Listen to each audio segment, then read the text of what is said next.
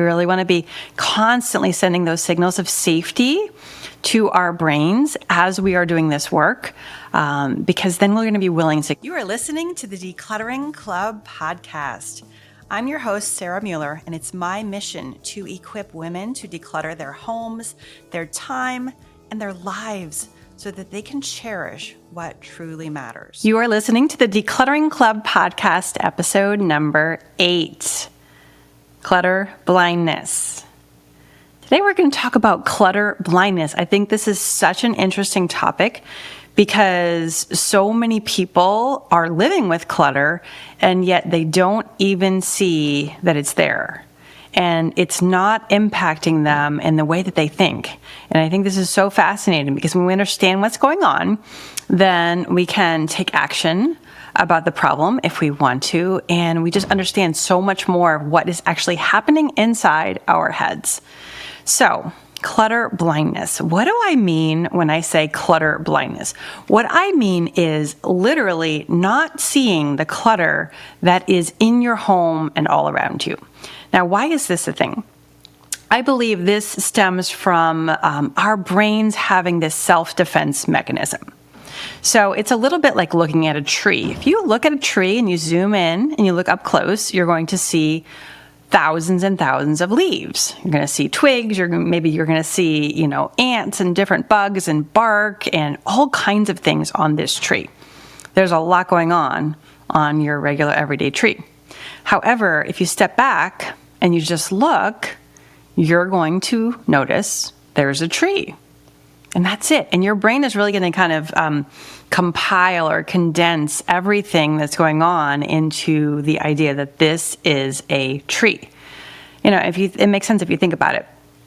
If your brain had to process everything that it could see on that tree all at once, you would overheat, you would overload. There would be too much to take in at one point. So you cannot see all the leaves on the tree at once. You can zoom in and see a few leaves at a time, but you're not going to look at a tree and see 10,000 leaves. Right? And it's like this inside of our homes with clutter. If your house has over time, if you've allowed the clutter to pile up over time, this is going to be a self-defense mechanism. And you may live in, let's say, your kitchen, or let's say your bedroom has some piles of clothes and maybe it has some other things in there. Over time, they're going to kind of disappear. You're not going to notice them. You're just going to step around them. Your autopilot's going to help you navigate, but they're not going to register in your head. And again, this is a self-defense mechanism. If you had to look at your bedroom and every time you looked at your bedroom, you saw piles of whatever, then sooner or later, you're going to be freaking out. It's going to be very uncomfortable. It's too much input for your brain to digest. And so your brain says, I'm just going to kind of make it all one. And I'm not going to notice each individual item, right? Self-defense mechanism. Now, this does work, and it kind of puts us at ease with our clutter. However, the problem is that we do not completely forget about it, as you know, right? And each item in that pile or, in that stack of papers or whatever it is, each of those things is still a to-do list, a to-do on our mental to-do list. Each item there is still something that we sort of feel like we need to process, we need to take care of.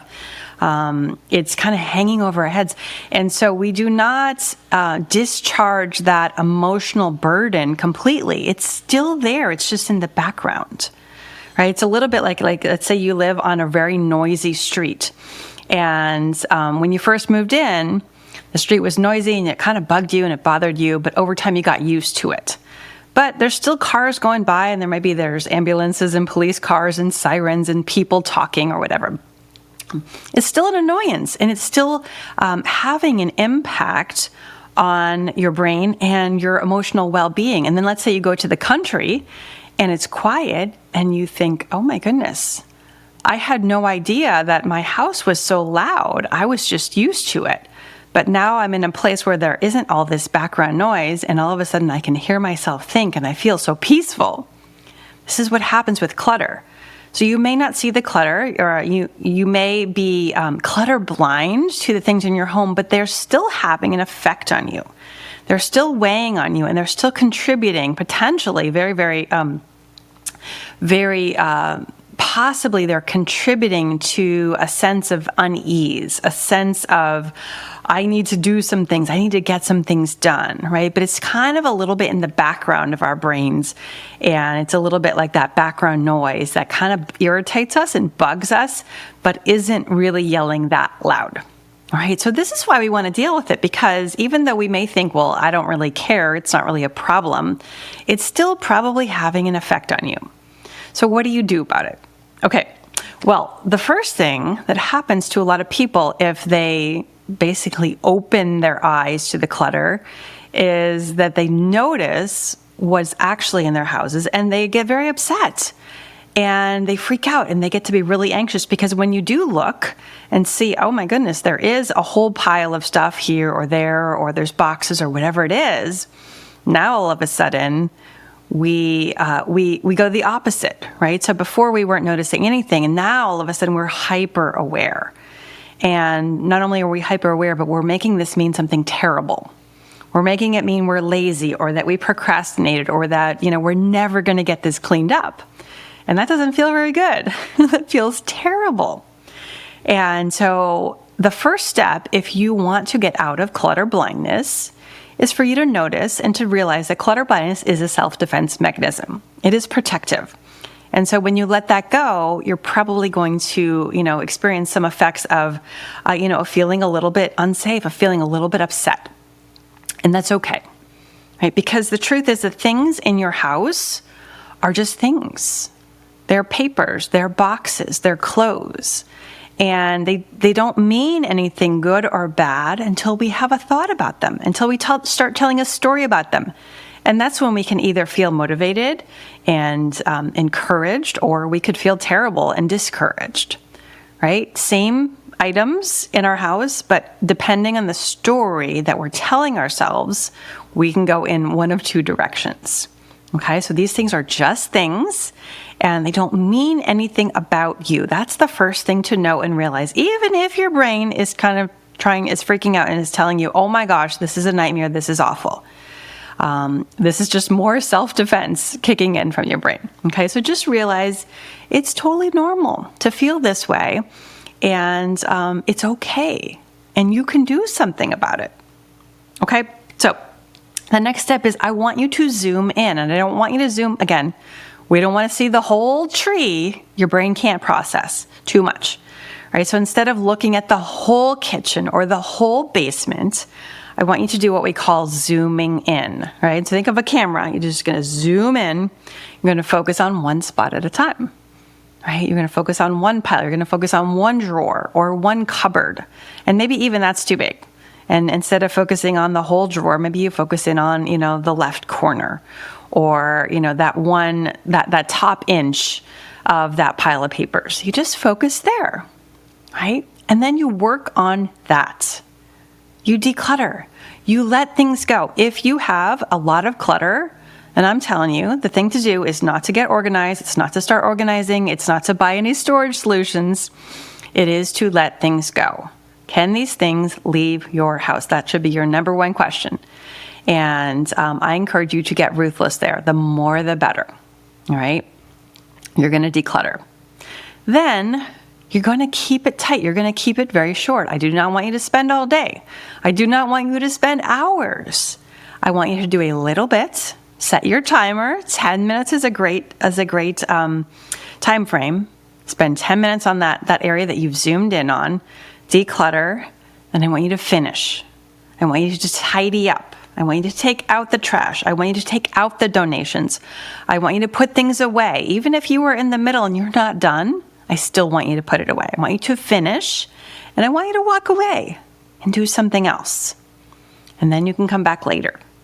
All right, and this is the process of decluttering, especially when we are beginning, and especially if this is a very emotional subject for you. I want you to take it small, take it very slowly, and build up momentum. and gain confidence. And over time, you can go for longer periods of time and you're going to get more practice and it's going to start making sense. But at the beginning, or also if you're restarting, right, if you haven't been decluttering and things have piled up, I just want you to take it really slow, right? And then I want you to finish. That finishing, that's the hard part sometimes. Getting started is also hard, but finishing can be very challenging. But I want you to finish, and then I want you to walk away, right? This gives your brain signals, hey, we don't have to do this all day long. This can be something that we do in little bits and pieces. We can make progress when we take this slow, and it's totally fine, right? We really want to be constantly sending those signals of safety to our brains as we are doing this work, because then we're going to be willing to continue. And that makes all the difference. And then the last thing I want you to keep in mind as you're going through this decluttering process is that you're going to want to learn maintenance. Maintenance means keeping up with the areas that you have decluttered. So maintenance is things like putting away your laundry. Maintenance is washing the dishes. Maintenance is clearing off the countertop that you cleared off yesterday. And maybe you cleared it off this morning, but someone put some stuff down and so it needs to be cleared off again. That is maintenance. That is not decluttering. Those are two different things.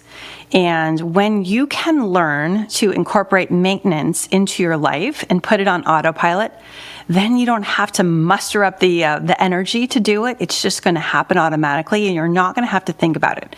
And maintenance is the key to a house that stays clean with so much less work. So maintenance is a really important thing to learn. We teach all of this inside of our membership. If you are not yet in the core membership, I invite you to join us. There is a link by this podcast or by this video where you can go and check us out. We have one foundational training every single month where we teach you how to take this work and do it one baby step at a time. So we'd love to have you join us over in the core membership.